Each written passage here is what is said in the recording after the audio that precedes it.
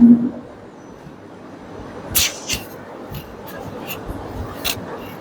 حول ولا قوة الا باللہ العلی العظیم۔ اعوذ باللہ من الشیطان اللعین الرجیم۔ بسم اللہ الرحمن الرحیم۔ الحمد للہ الذی جعلنا من المتمسکین بولایت امیر المومنین علی بن ابی طالب۔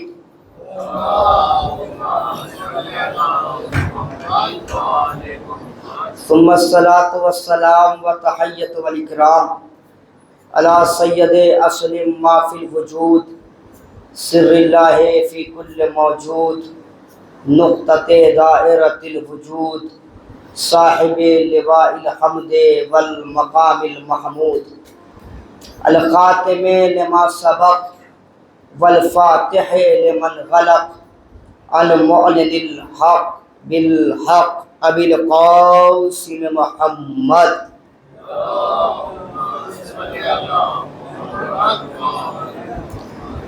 وعلى آلہ الطیبین الطاہرین المعصومین المظلومین المنتجبین المنتخبین،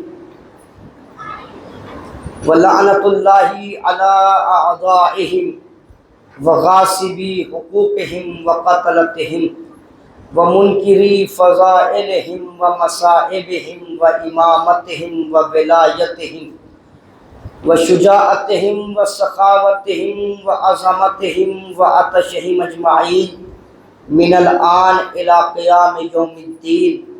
اما بعد فقد قال اللہ سبحانہ وتعالی فی کتابہ الکریم، بسم اللہ الرحمن الرحیم، انا عبادی لیس لک علیہم سلطان۔ صلوات بر محمد وآل محمد۔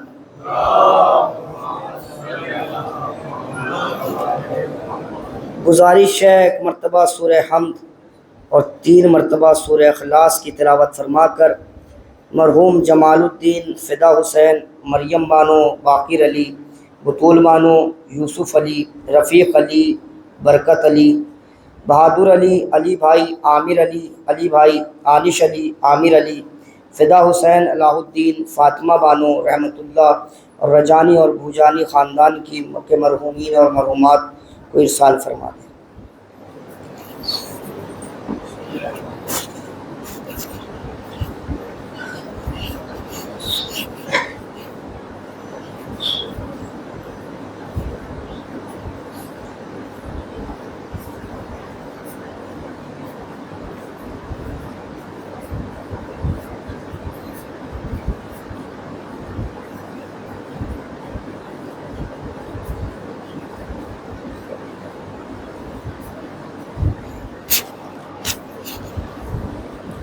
صلوات پڑھیں بر محمد وآل محمد۔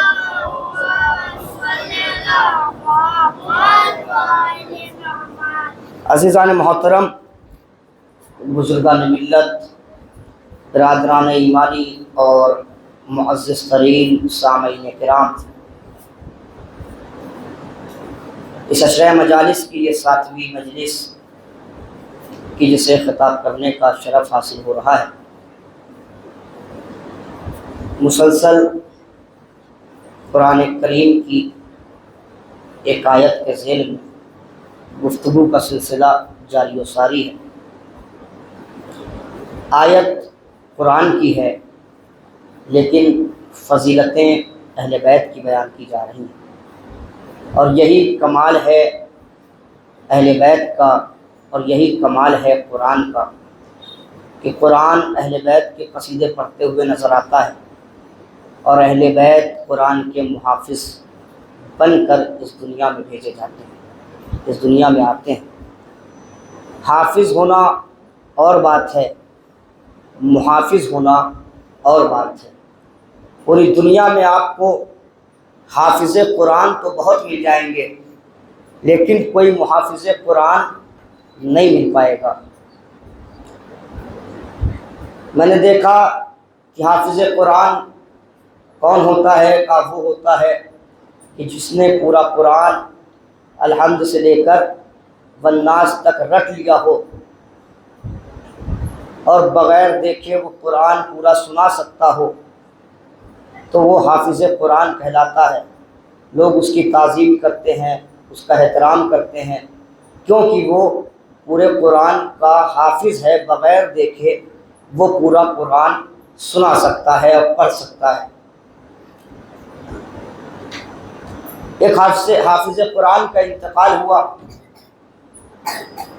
میں ان کی تدفین میں پہنچا، یہ معروضہ عرض کر رہا ہوں، اور پہنچنے کے بعد میں نے دیکھا کہ کچھ لوگ ہیں جو میت کے پاس بیٹھ کر قرآن کی تلاوت کر رہے ہیں۔ میں نے وہیں پر سوال کیا، ارے آپ لوگ تلاوت کیوں کر رہے ہیں؟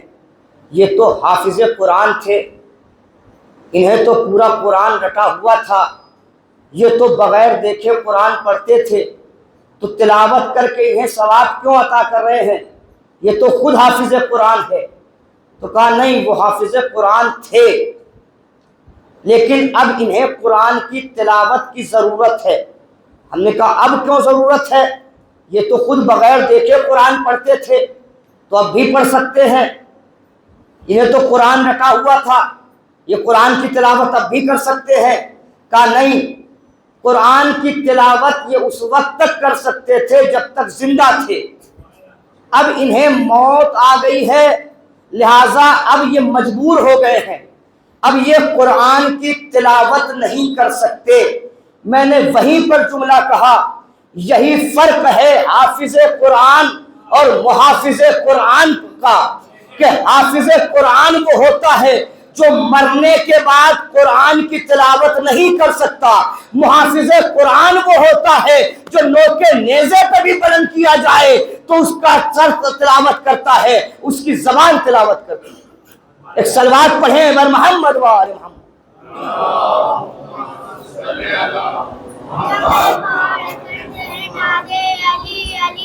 مشکل کو سب کے حل کرو، مشکل کو ساری نعرے حیدری یا علی۔ یہ قرآن کی جس کی تلاوت حسین نوکے نیزہ پر کر رہے ہیں، کیا عظمت ہے اس قرآن کی۔ علامہ مودودی لکھتے ہیں کہ 3 چیزوں پر نظر کرنا عبادت ہے، قرآن کی طرف دیکھنا عبادت، کعبے کی طرف دیکھنا عبادت، اور علی کے چہرے کی طرف دیکھنا عبادت۔ قرآن کی طرف دیکھنا عبادت کیوں؟ کیونکہ قرآن کتاب اللہ ہے۔ کعبے کی طرف دیکھنا عبادت کیوں؟ کیونکہ کعبہ بیت اللہ ہے۔ اور علی کی طرف دیکھنا عبادت کیوں؟ کیونکہ علی وجہ اللہ ہے۔ یہ وجہ اللہ کے معنی کیا ہے؟ یعنی اللہ کا چہرہ۔ کیوں ہے علی اللہ کا چہرہ؟ وجہ، جیسے ہم لوگ خطیب ہیں، منبر پہ آتے ہیں تو کہتے ہیں توجہ کیجئے گا۔ توجہ کیا مطلب؟ یعنی چہرے کی طرف دیکھیے، میری طرف متوجہ رہیے، میرے چہرے کو دیکھیے۔ اللہ کہہ رہا ہے جسے مجھے دیکھنا ہو وہ علی کے چہرے کی طرف دیکھے، جسے میری طرف توجہ کرنی ہو وہ علی کے چہرے کی طرف دیکھے۔ چہرے سے انسان پہچانا جاتا ہے۔ علی کا کمال یہ ہے کہ لوگ دیکھتے علی کو ہے، پہچانتے جلی کو ہے، یہ علی کا کمال ہے۔ تو کعبے کی طرف دیکھنا عبادت، قرآن کی طرف دیکھنا عبادت، علی کی طرف دیکھنا عبادت۔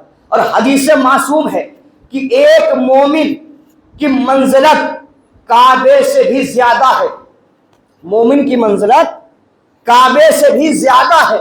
لوگوں نے سوال کیا مومن کی منزلت کعبے سے زیادہ کیوں؟ کیونکہ کعبہ تو اللہ کا گھر ہے، کعبہ بیت اللہ ہے، مومن سے زیادہ کعبے کی عظمت کیوں ہے؟ کہ اس لیے کیونکہ کعبے میں علی صرف 3 روز تھے، کعبے میں علی 3 روز تھے، مومن کے دل میں علی ہمیشہ رہتے ہیں، اسی لیے مومن کی عظمت کعبے سے زیادہ۔ اور اسی لیے ابن حدید معتزلی وہ اپنی کتاب شرح نہج البلاغہ میں لکھتے ہیں کہ میں شیعہ تو نہیں ہوں، میں شیعہ تو نہیں ہوں لیکن شیعوں سے محبت کرتا ہوں۔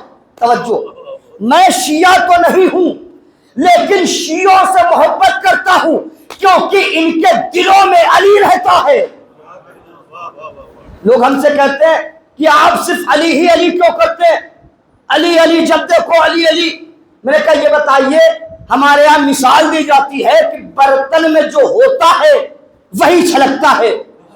نہیں توجہ کی، اگر برتن میں پانی ہے تو پانی چھلکے گا، برتن میں دودھ ہے تو دودھ چھلکے گا، برتن میں شربت ہے تو شربت چھلکے گا۔ اب یہ دل ہے ہمارا برتن، جہاں ایمان رہتا ہے مظروف بن کر، دل کے برتن میں جو ہوتا ہے وہ چھلکتا ہے۔ ہم کیا کریں کہ ہمارے دلوں کے برتن میں علی کے علاوہ کوئی ہے ہی نہیں۔ صلوات پڑھیں بر محمد وآل محمد۔ آپ حضرات متوجہ ہو گئے، اپنے موضوع کی طرف آ رہا ہوں۔ دل کے برتن میں ہمارے علی کے علاوہ کوئی ہے ہی نہیں۔ میں نے جس آیہ کریمہ کو سرنامہ سخن بنا قرار دیا اس عشرہ مجالس کے لیے، کہ جس میں اللہ ارشاد فرماتا ہے اِنَّ عِبَادِي لَيْسَ لَكَ عَلَيْهِمْ سُلطان، ابلیس سے مخاطب ہو کے کہ جو میرے خاص بندے ہیں وہ کبھی بھی تجھے اپنا سلطان، اپنا رہبر، اپنا لیڈر، اپنا حاکم نہیں مان سکتے۔ اور اس کے ذیل میں چھٹے امام کی حدیث بھی بیان کر رہا ہوں مسلسل، کہ امام فرماتے ہیں کہ اللہ کے ان خاص بندوں سے مراد ہمارے شیعہ ہیں کہ جن پر کبھی کسی بھی شیطان کی سلطنت نہیں ہو سکتی۔ شیعہ کون؟ جس کے دل میں علی رہتے ہیں، جن کے دل کے برتنوں میں صرف علی ہی علی ہوتے ہیں، لہذا زبان پر بھی صرف علی ہی علی آتا ہے۔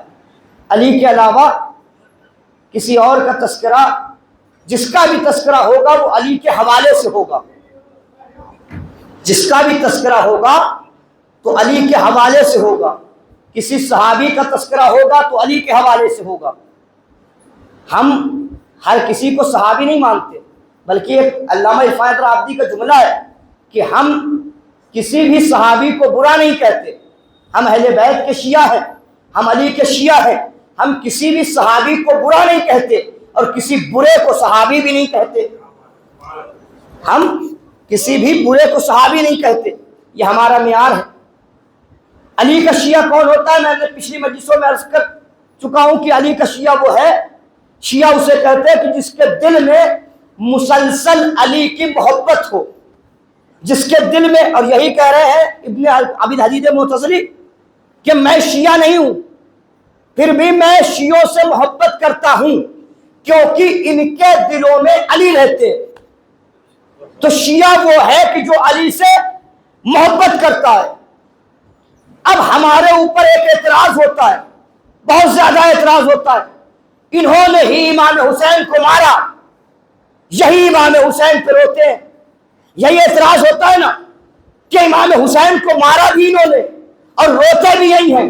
شیعوں نے مارا اور شیعہ بھی روتے ہیں، شیعہ مارتے بھی، مارا بھی انہوں نے اور یہی روتے ہیں۔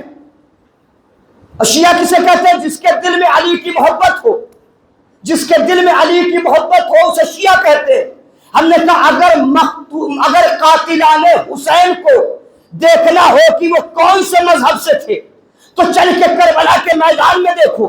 جب حسین نے کہا مجھے کیوں قتل کرنا چاہتے ہو تو سب نے یہ جواب دیا بغضاً لأبی، بغضاً لأبی، بغضاً لأبی، یعنی تمہارے باپ علی کے بغض میں۔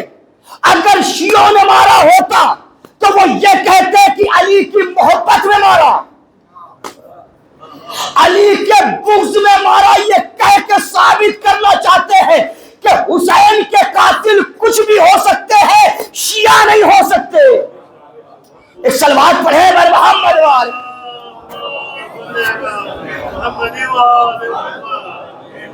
سوکھی روٹی کھائیں گے۔ آئیے ایک اور صلوات پڑھے بر محمد وآل محمد۔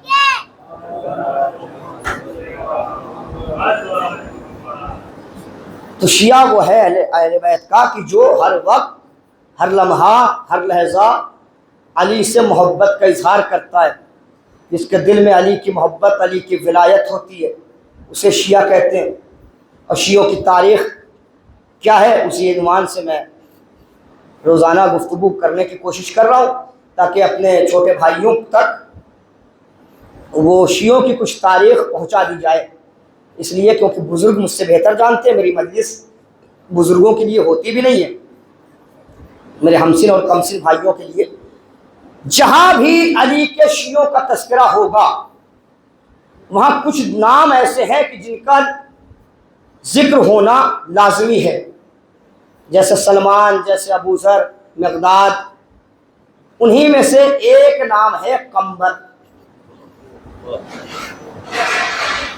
حبش میں ایک بادشاہ رہتا تھا جس کا نام تھا اشکبوس۔ وہ ایسا بادشاہ تھا کہ اس کے بھائی کے پاس حکومت تھی، اس نے اپنے بھائی کو قتل کر دیا، بادشاہت اس کا حق نہیں تھی، لیکن پھر بھی وہ تخت پر آ کر بیٹھ گیا، تخت پر آ کر بیٹھ گیا، نام تھا اشکبوس۔ اس کے بھائی کو اس وقت جب یہ تخت پہ بیٹھا تو اس کے بھائی کا جو بیٹا تھا جس کا نام تاریخ نے فتح لکھا، وہ بہت چھوٹے تھے، دھیرے دھیرے جوان ہوئے۔ انہیں پتا چلا کہ جس تخت پہ میرا چچا بیٹھا ہے اس پہ میرے باپ کا حق تھا، لہذا اپنے چچا سے اپنے باپ کا حق مانگنے لگے۔ فتح اپنے باپ کا حق مانگنے لگا، لیکن جس کا حق نہیں ہوتا اور وہ تخت پر بیٹھ جاتا ہے تو پھر جلدی سے اٹھتا نہیں ہے۔ نہیں توجہ کی آپ نے، جس کا حق نہیں ہوتا اگر وہ تخت پر آ کر بیٹھ جاتا ہے تو وہ جلدی سے اٹھتا نہیں ہے، چاہے کوئی کتنا کہتا رہے کہ اتر میرے باپ کے منبر سے، جا اپنے باپ کے منبر پر۔ ارے آپ نہیں پہنچے جہاں میں لے جانا چاہتا ہوں۔ ارے کس نے کہا تھا؟ امام حسن نے کہا تھا، علی کے بڑے فرزند نے کہا تھا، اتر میرے باپ کے منبر سے، جا اپنے باپ کے منبر پہ۔ اترا تو نہیں لیکن اعتراف ضرور کیا کہ علی کا بیٹا سچ کہہ رہا ہے، منبر میرا حق نہیں ہے، منبر علی کا حق ہے۔ امام حسن جن کی شخصیت بھی بڑی مجروح کی جاتی ہے کہ ان کے اندر اتنا کوئی بڑا جذبہ معاذ اللہ نہیں تھا، وہ تھوڑا سا کمزور دل کے تھے معاذ اللہ، اس لیے انہوں نے صلح کر لی، جنگ نہیں کی۔ یہ باتیں ہوتی ہیں ہمارے معاشرے میں، ہمارے بھائیوں سے بھی ہوتی ہیں باتیں کہ ان کے اندر اتنا بڑا جذبہ نہیں تھا معاذ اللہ نعوذ باللہ۔ ارے جس کا بچپن میں یہ دبدبہ ہو کہ حاکم کو للکار دے، پہلے حاکم کو للکارا وہ بھی بچپنے کے عالم میں، دوسرے حاکم کے بیٹے نے جب شان میں گستاخی کی تو ابھی بچپنے ہی کا عالم ہے، اور اس حاکم کے بیٹے سے امام حسن کہہ رہے او غلام زادے، تیری کیا مجال کہ تم میری شان میں گستاخی کرے۔ اب جیسے ہی سے غلام زادہ کہا، یہ پہنچا اپنے باپ کے پاس۔ آج علی کے بیٹے نے سارے مدینے والے لڑکوں کے سامنے تمہارے بیٹے کی بے عزتی کی ہے، مجھے سب کے سامنے غلام زادہ کہا ہے۔ باپ بھی عجیب تھا، اس نے جیسے یہ سنا کہ حسن نے بیٹے کو غلام زادہ کہا، فوراً کہا بیٹے یہ کاغذ لے، یہ قلم لے، حسن سے لکھوا کے لے آ۔ امام حسن کا روپ دیکھ حسن سے لکھوا کے لے آ۔ حاکم ہے، بیٹا کہہ رہا ہے بابا میں آپ سے شکایت کر رہا ہوں، آپ کہہ رہے ہیں جو حسن نے بولا ہے وہ لکھوا کے لے آ۔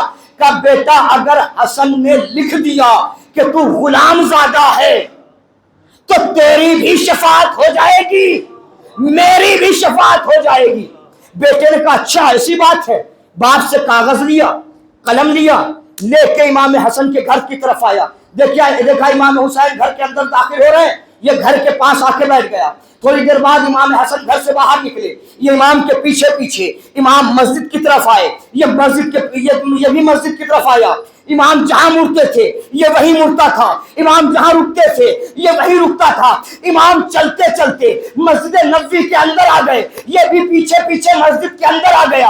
امام قبر رسول تک پہنچے، یہ بھی پیچھے قبر رسول تک، کاغذ لے کر قلم لے کر حسن کے پیچھے کھڑا ہو گیا۔ جیسے امام حسن نے اسے دیکھا فوراً قبر رسول کی طرف اشارہ کیا، نانا دیکھ لو کل جس نے آپ کو کاغذ اور قلم دینے سے منع کیا تھا، آج اسی کے بیٹے کے ذریعے تیرے بیٹے نے کاغذ بھی منگا لیا ہے، قلم بھی منگا لیا ہے۔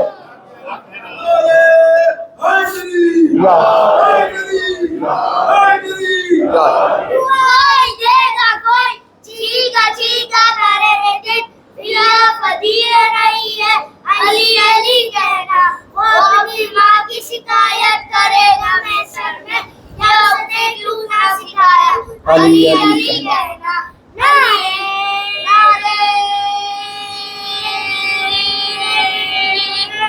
حیدری۔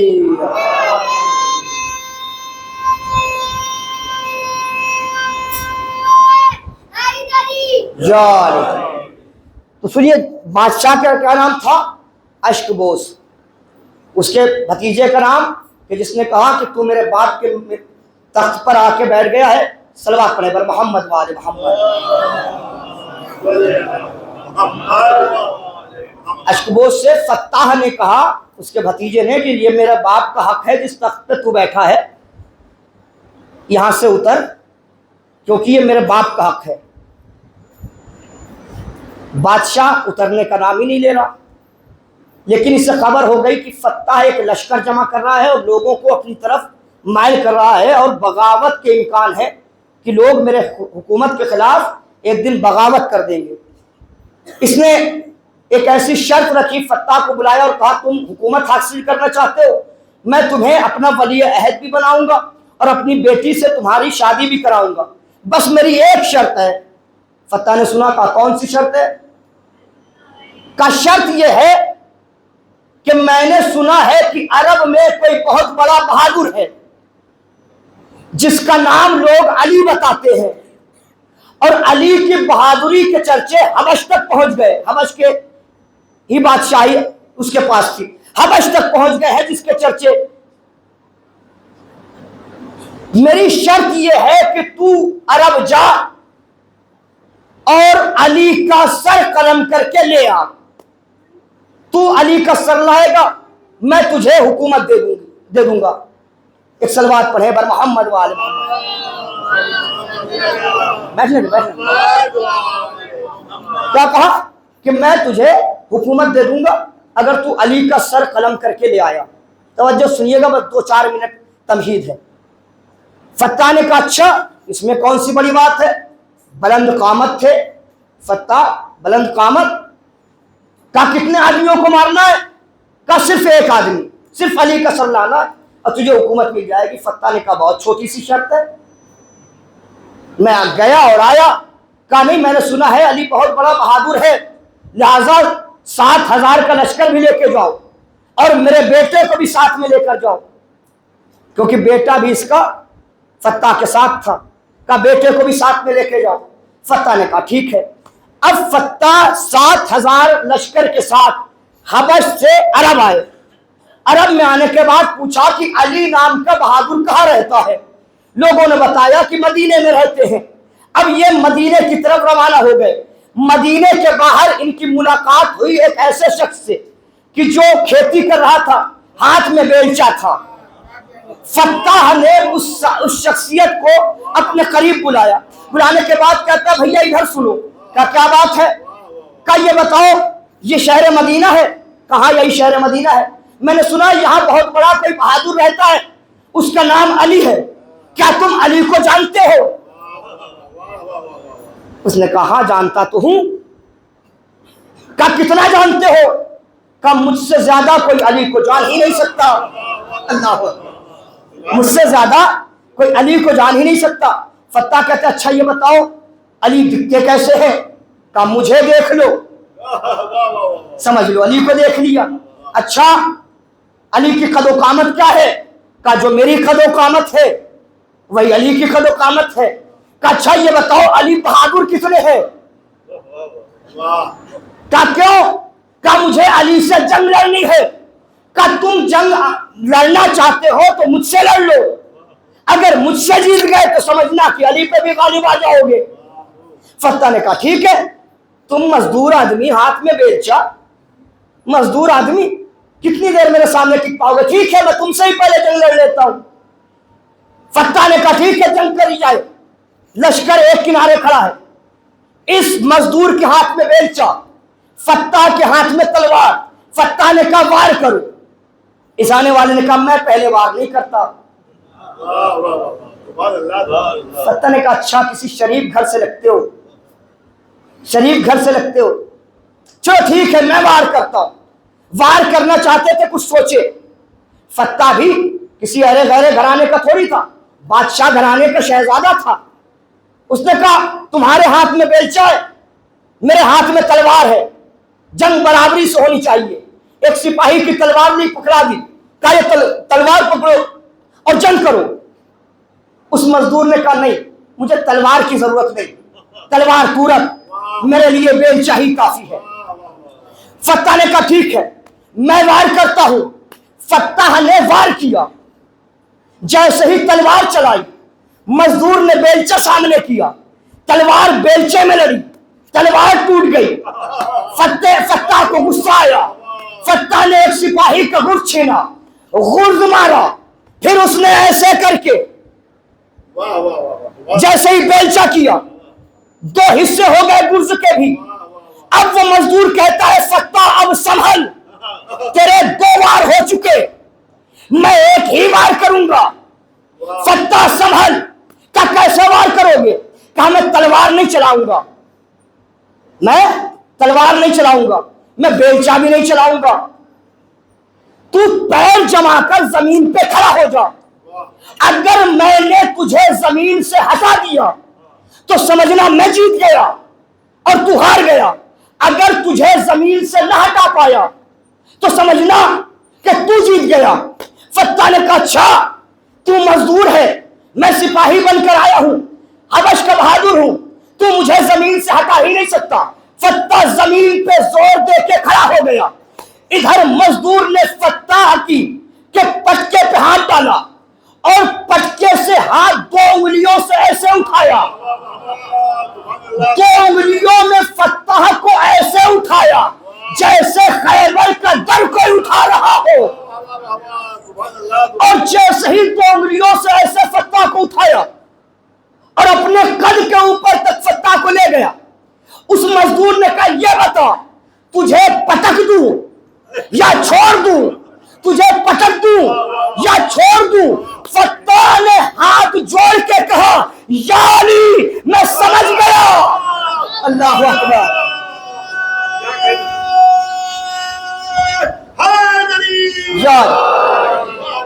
یا علی میں سمجھ گیا آپ ہی علی ہیں, آپ ہی عرب کے سب سے بڑے بہادر ہیں, لیکن ایک شرط پہ چھوڑیے مجھے. کہ کیسی شرط؟ کہ مجھے بادشاہت نہیں چاہیے, مجھے اپنا غلام بنائیے. اللہ اکبر. مجھے اپنا غلام بنائیے اور اس شرط میں مجھے اتاریے. علی نے اتارا. کہا ابھی تو نے کلمہ نہیں پڑھا, تو پہلے کلمہ پڑھ. اس نے کہا میں کلمہ پڑھتا ہوں. کہا نہیں میرے رسول کے سامنے کلمہ پڑھو. علی نے فتح کو لیا, 7,000 سپاہی پیچھے, بادشاہ کا بیٹا فضل پیچھے, اور یہ سب آ گئے نبی کے پاس. علی نے کہا یا نبی اللہ, یہ حبش کا شہزادہ فتح ہے, یہ میری غلامی تسلیم کرنا چاہتا ہے. آیا تھا مجھے مارنے کے لیے لیکن اب غلام بننا چاہتا ہے. کہا اگر اس کے دل میں تمہاری محبت آ گئی ہے تو پھر رکھو اپنے ساتھ. کہا نہیں ابھی اس نے کلمہ نہیں پڑھا. کہا ٹھیک ہے پڑھاؤ کلمہ. علی نے کہا کہو فتح لا الہ الا اللہ محمد رسول اللہ. اس نے کہا لا الہ الا اللہ محمد رسول اللہ.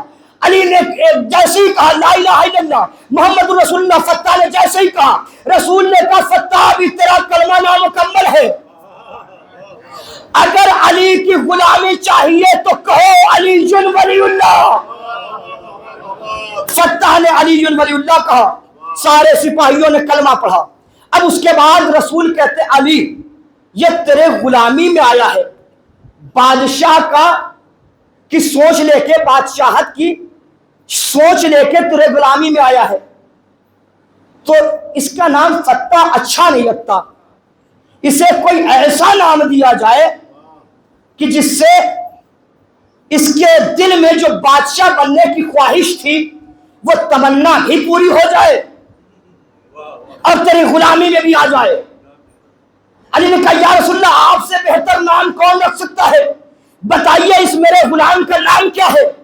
رسول نے کہا چونکہ یہ بادشاہ والی خواہش لے کے آیا تھا، ہمارے عرب میں ایک پرندہ ہے جس پرندے کے سر پہ تاج ہوتا ہے، عرب کے سارے پرندے اس پرندے کو اپنا بادشاہ سمجھتے ہیں اور اس پرندے کو عرب میں کمبر کہتے ہیں، اس پرندے کو عرب میں کمبر کہتے ہیں، لہذا اس کا نام آج سے کمبر ہے۔ اور علی جیسا تم نے اس سے وعدہ کیا ہے کہ یہ تمہارے غلامی میں رہیں گے تو ہمیشہ تم اپنی غلامی میں رکھنا اور کبھی کمبر کا ساتھ نہ چھوڑنا۔ علی نے وعدہ کر لیا، یا رسول اللہ ٹھیک ہے۔ کمبر علی کے پاس رہے، علی نے پرورش کی۔ تاریخ کہتی ہے کہ جب کمبر علی کے پاس آئے تھے تو عربی کا الف بے بھی نہیں جانتے تھے۔ جب علی کے پاس آئے تھے تو عربی کا الف بے بھی نہیں جانتے تھے، لیکن علی نے علم کے اس مقام تک پہنچا دیا کہ کمبر صرف انسانوں سے باتیں نہیں کرتے تھے، پرندوں سے بھی باتیں کرتے تھے، پرندوں سے بھی ان کی زبان پہ باتیں، جسے عربی نہیں آتی ہو وہ پرندوں سے باتیں کر رہا ہے۔ ارے کیسے نہ کرے گا پرندوں سے بات، نام ہی ایسا ہے، اس پرندے کے نام پر ان کا نام کہ جو تمام پرندوں کا بادشاہ، جو تمام پرندوں کا شہنشاہ۔ ایک دن خلافت دوم کا یہ زمانہ تھا، ایک غلام تھا اور ایک اس کا مالک۔ غلام اور مالک رات میں سوئے، صبح اٹھے تو غلام کے دماغ میں خرافات آئی اور اس نے اپنے مالک سے کہا کہ میں تیرا غلام نہیں ہوں بلکہ تو میرا غلام ہے۔ مالک کہہ رہا ہے میں کل تک تیرا مالک تھا، آج غلام کیسے بن گیا؟ نہیں تو میرا غلام ہے، میں تیرا مالک ہوں۔ وہ کہتا نہیں تم مالک، تم غلام ہو، میں مالک ہوں۔ دونوں بحث کرتے رہے۔ بحث کرنے کے بعد آئے اس جگہ پر جہاں کوئی ایسا شخص آ کے بیٹھ گیا تھا کہ جسے نہیں بیٹھنا چاہیے تھا۔ اس کے پاس آ کے کہتے ہمارا یہ قضیہ ہے، حل کرو، فیصلہ کرو۔ میں کہہ رہا ہوں میں مالک ہوں، یہ غلام ہے۔ یہ کہہ رہا نہیں میں مالک ہوں، یہ غلام ہے۔ بادشاہ پریشان ہو گیا، حاکم وقت پریشان ہو کے کہتا یہ کیسا مسئلہ ہے، آج سے پہلے ایسا مسئلہ میرے سامنے آیا ہی نہیں، جاؤ اسے لے جاؤ کسی اور در پہ۔ کہا کس کے در پہ؟ کہا اسی کے در پہ جس نے مجھے ہر مرتبہ ہلاکت سے بچایا ہے، جاؤ علی کے در پہ لے جاؤ۔ لوگ لے کر علی کے در پہ آئے۔ کیا مسئلہ ہے؟ کہا یہ کہہ رہا ہے میں غلام ہوں، وہ کہہ رہا ہے یہ غلام ہے، حل نہیں ہو پا رہا ہے۔ علی نے کہا کل میں اس کا حل بتاؤں گا اور سب کے سب آ جانا مسجد نبوی کے پاس، میں اس کا فیصلہ کروں گا۔ سب نے کہا ٹھیک ہے۔ صبح ہوئی، مجمع جمع ہو گیا کہ دیکھتے ہیں علی فیصلہ کیسے کرتے ہیں۔ توجہ سے سنیے گا، علی فیصلہ کیسے کرتے ہیں۔ صبح کا سورج نمودار ہوا، مجمع جمع ہوا، علی آئے، ساتھ میں کمبر۔ علی نے ایک تلوار کمبر کو پکڑا رکھی ہے۔ اب علی نے کہا کہ جو دیوار ہے ان دیواروں میں 2 ہول کیے جائیں، 2 بڑے بڑے ہول کیے جائیں جس میں ایک بندہ سر اپنا باہر کر سکے۔ 2 بڑے بڑے ہول ہو گئے۔ کہا دونوں لوگ ان ہول سے اپنے اپنے سروں کو باہر نکالو۔ دونوں نے سروں کو باہر نکالا۔ علی پورے مجمع کو لے کر دوسری طرف پہنچے جدھر دونوں کے سر تھے۔ اب پورا مجمع جب آ گیا، علی نے کمبر سے کہا کمبر غلام کا سر کاٹ دو۔ سنیے، کمبر غلام کا سر کاٹ دو، کمبر غلام کا سر کاٹ دو۔ کسی کو بتایا بھی نہیں تھا کہ ان میں مالک کون ہے، ان میں غلام کون ہے۔ جیسی کا کمبر غلام کا سر کاٹ دو، کمبر نے تلوار اٹھائی، جیسے ہی آگے بڑھے جو اصل میں غلام تھا وہ پیچھے آ گیا، جو اصل میں غلام تھا وہ پیچھے آ گیا۔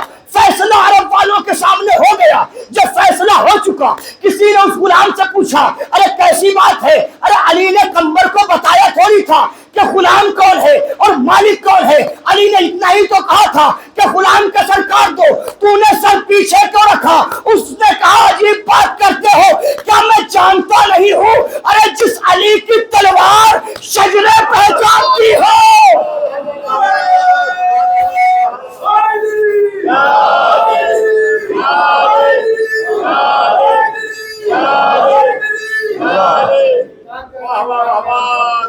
جس علی کی تلوار شجرے پہچانتی ہو، اس کا غلام کیا مجھے نہیں پہچانے گا؟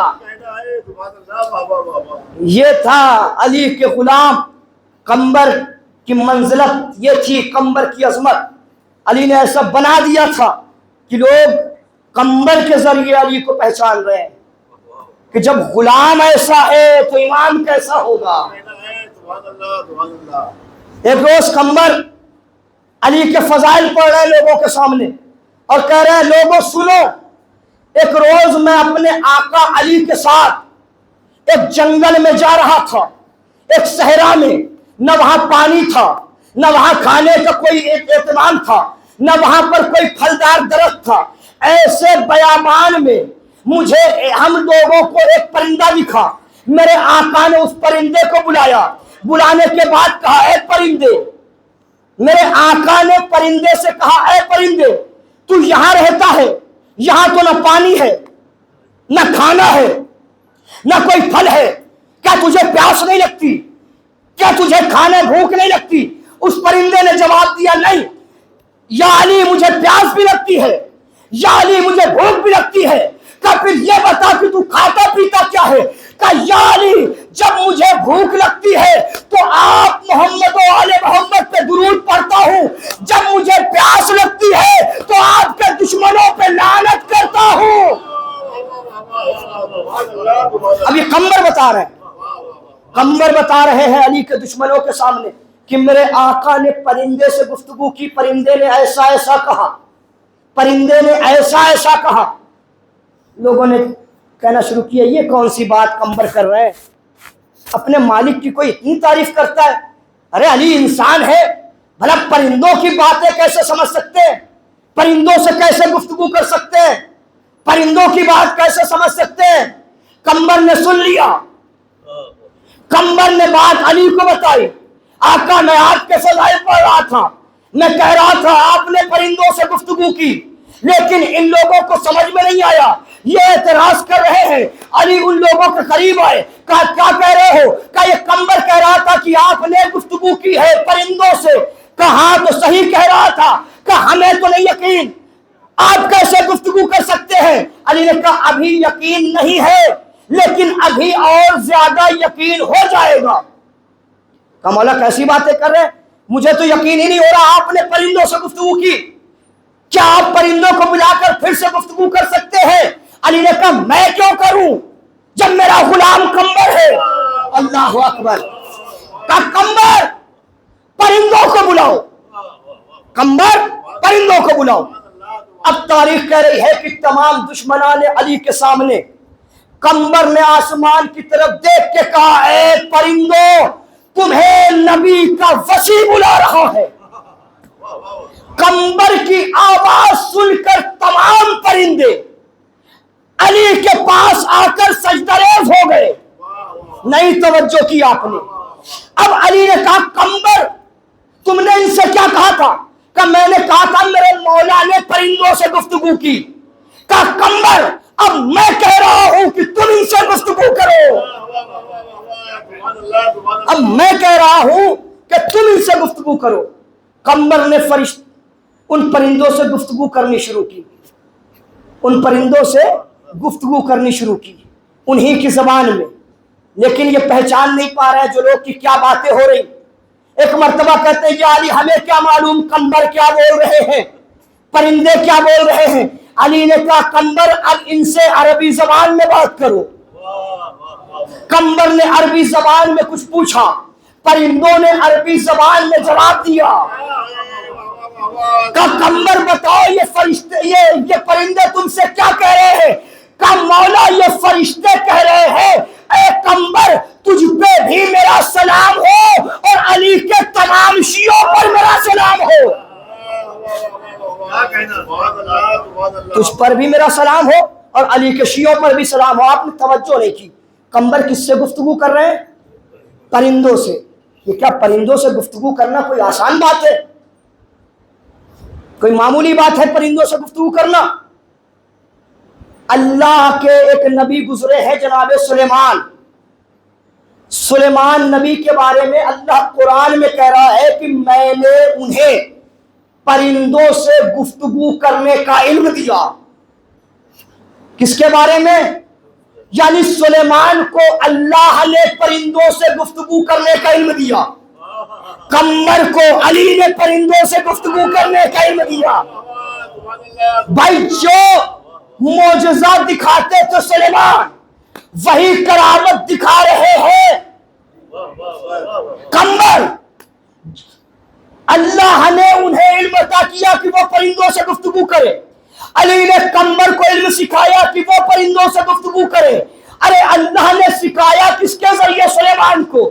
کہا سلیمان نے جو کچھ سیکھا علی کے ہی ذریعے تو سیکھا، یعنی جو سلیمان کا استاد ہے وہی تو قمر کا استاد ہے، جو قمر کا استاد ہے وہی تو سلیمان کا استاد ہے۔ ارے ہماری جانیں قربان ہو علی کے کمال پر۔ میرا علی وہ ہے جو فرش پہ رہے تو سلیمان کا استاد، کبھی قمر کا استاد، عرش پہ جائے تو کبھی جبریل کا استاد، کبھی میکائیل کا استاد۔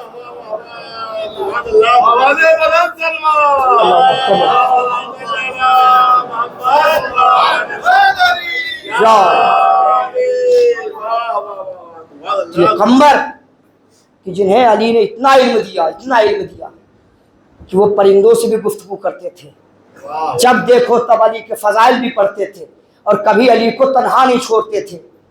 بہت مشہور واقعہ ہے نا کہ جب جنگ خیبر ہو رہی تھی 39 دن تک لوگ جاتے رہے اور آتے رہے، کبھی سردار کہتا تھا کہ سپاہی بھاگ لیے، کبھی سپاہی کہتے تھے کہ سردار بھاگ گیا۔ آتے جاتے جب لوگ رہے اور 40واں دن آیا اور نبی نے اللہ کے حکم سے علی کو آواز دی تو علی مدینے میں تھے، وضو کر رہے تھے۔ قمر سے کہتے قمر میری تلوار لاؤ اور میرا رہوار لاؤ۔ کہا مولا کس لیے؟ کہا مجھے میرے آقا نے یاد کیا ہے۔ قمر تلوار اور رہوار لے کر آئے، علی سوار ہوئے رہوار پر، ذوالفقار کو نیام میں رکھا، چلنا چاہتے تھے۔ قمر نے کہا مولا وعدہ یاد نہیں، جہاں جائیں گے ساتھ لے کر جائیں گے۔ کہا قمر میرا ہاتھ پکڑ۔ قمر نے ہاتھ پکڑا، کہا آنکھ بند کر۔ آنکھ بند کی، اب جیسے ہی آنکھ کھولی دیکھا سامنے محمد علی کا انتظار کر رہے ہیں۔ مجھے پورا خیبر نہیں پڑھنا، محمد علی کا انتظار کر رہے ہیں۔ محمد نے علی کو علم دیا، علی کے علم اور علی کی تلوار کے صدقے میں خیبر کی جنگ جیت لی گئی۔ جب جنگ جیتی گئی تو مال غنیمت بھی ملا، سارا مال مسلمانوں نے آپس میں بانٹ لیا، سب اپنے اپنے گھر چلے گئے۔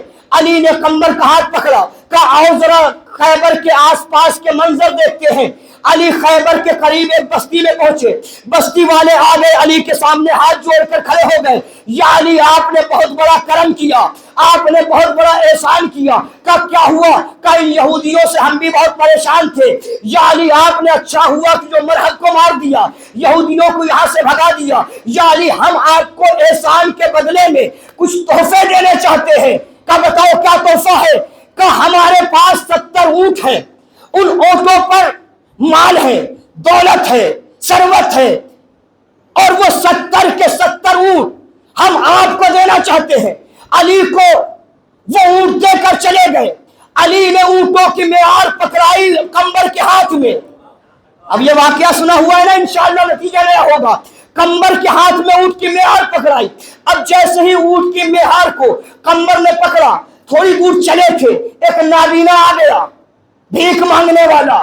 اس نے کہا چال بتا رہی ہے کہ کوئی آنے والا سخی ہے، بس ایک روٹی کا سوال ہے۔ علی نے نابینا بھکاری کو دیکھا، کہا ایک روٹی مانگنے آیا ہے؟ کہا قمر 200 روٹی۔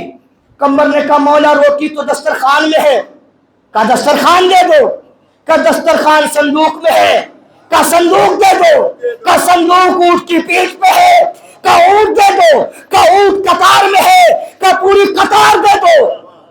جیسی کہ پوری قطار دے دو، قمر نے ہاتھ سے رسی چھوڑی۔ میں کہوں گا قمر کیوں چھوڑی؟ کہ آج دریائے سخاوت بڑے جوش میں ہے، کہیں علی یہ نہ کہہ دے قمر کے ساتھ لے کر چلا جا۔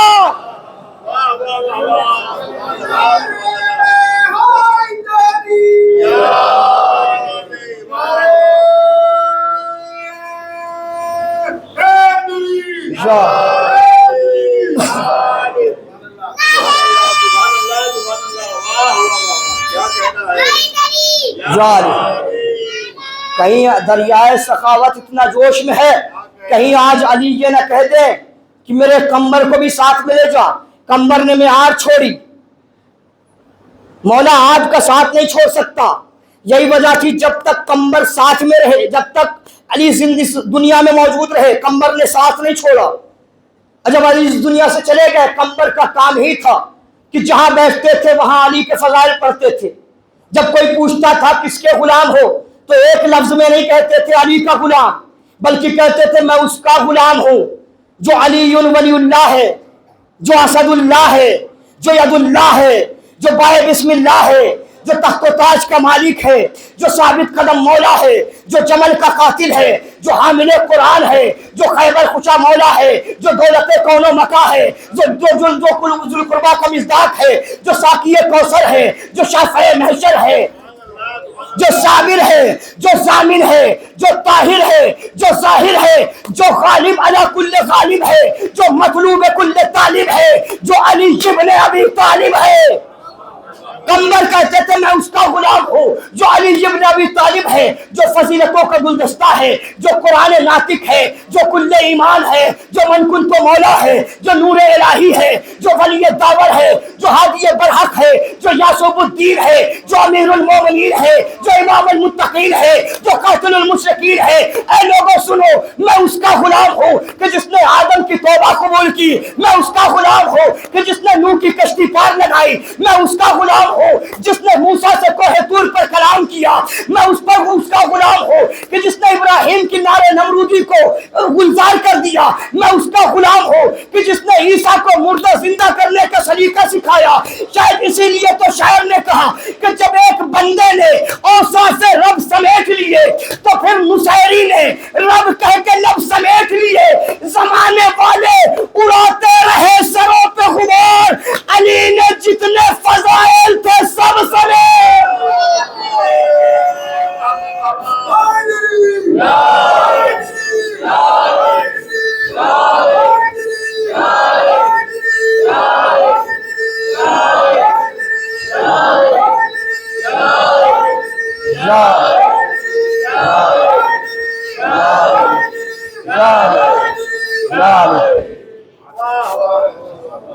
زمانے والے اڑاتے رہے سروں پہ غبار، علی نے جتنے فضائل تھے سب سمیٹ لیے۔ قمر جہاں بھی رہتے تھے وہاں علی کے فضائل پڑھتے تھے۔ علی کے فضائل پڑھنے کی وجہ سے قمر کو سزائے موت دی گئی، اور حجاج بن یوسف ملعون نے قمر کو شہید کروایا، صرف اس لیے کیونکہ قمر جب اس کے دربار میں پہنچے تھے تو ایسے ہی علی کے فضائل پڑھے تھے۔ اور یہ اتنا بڑا ملعون تھا کہ اس نے ایک دن پوچھا لوگوں سے آج کون سا دن ہے؟ لوگوں نے کہا عید قربان ہے۔ کیا کرتے ہو؟ کہا جانوروں کی قربانی دیتے ہیں۔ کہا جاؤ آج جانوروں کی قربانی نہیں ہوگی، جس کا نام علی ہو اسے قتل کر دو، جس کا نام حسن ہو اسے مار دو، جس کا نام حسین ہو اسے مار دو۔ کہ وہ ملعون تھا کہ جس نے ہزاروں علی کے شیعوں کو قتل کروایا، اسی نے جناب قمر کو بھی قتل کروایا۔ اور اس کا ہی ایک جملہ بڑا مشہور تھا کہ اگر میں یزید کی جگہ ہوتا تو سب سے پہلے حسین کی بہن کو قتل کرواتا، کیونکہ آج جو حسینیت زندہ ہے وہ زینب کی وجہ سے ہے۔ آج جو حسینیت زندہ ہے وہ زینب کی وجہ سے ہے۔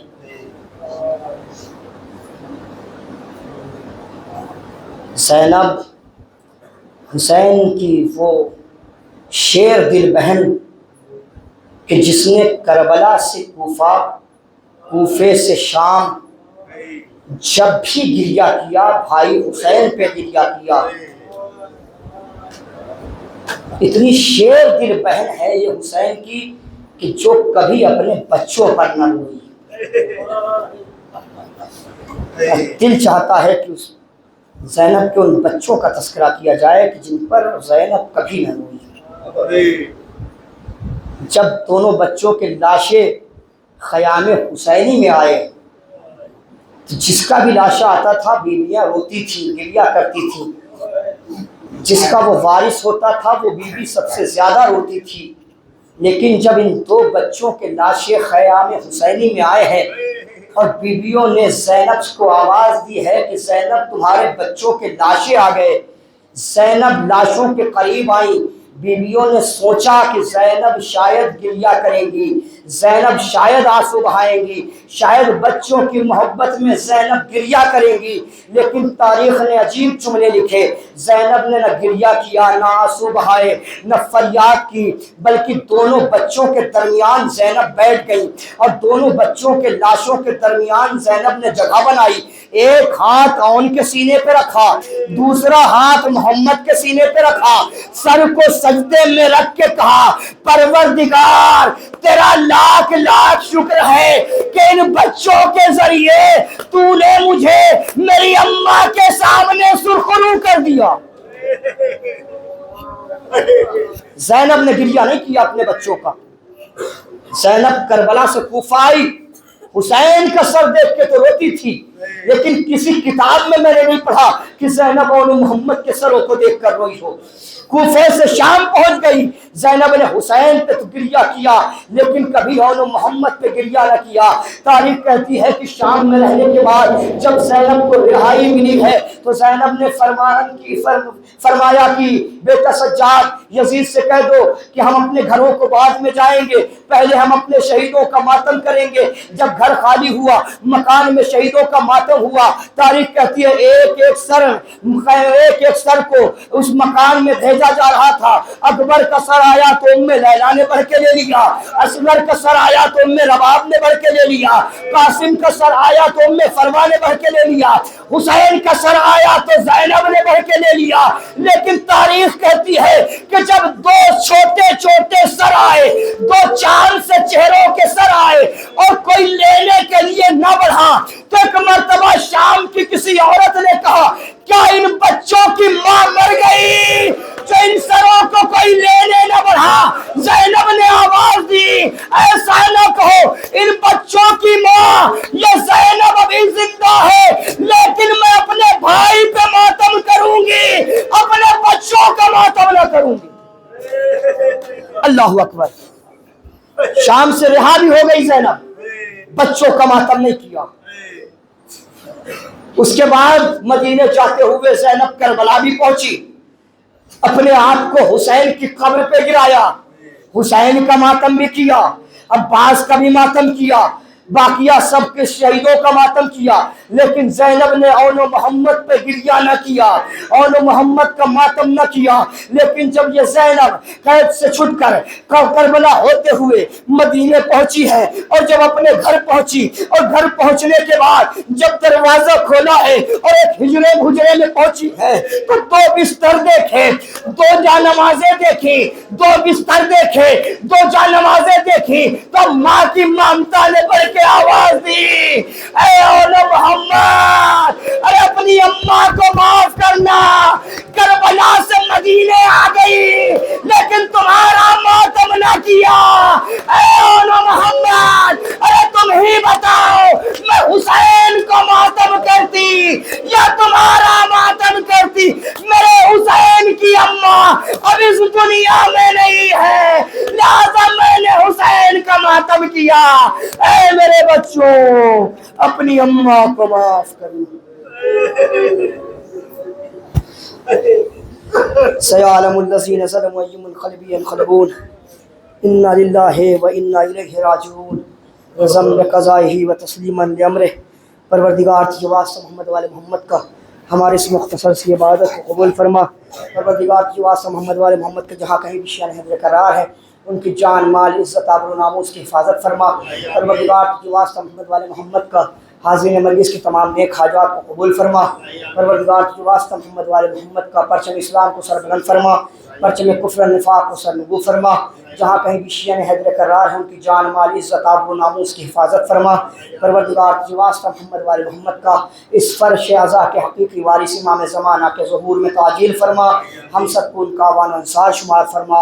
ربنا تقبل منا انک انت السمیع العلیم۔ گزارش ہے کہ مرتبہ سورہ حمد اور 3 مرتبہ سورہ اخلاص کی تلاوت فرما کر مرحوم جمال الدین فدا حسین، مریم بانو باقر علی، بطول بانو یوسف علی، رفیق علی برکت علی جمانی، بہادر علی علی بھائی، عامر علی علی بھائی، انیش علی عامر بھائی، عامر علی فدا حسین، الہ الدین، فاطمہ بانو رحمۃ اللہ اور رجانی اور بھوجانی خاندان کے تمام مرحومین اور مرحومات کو ارسال فرمائیں۔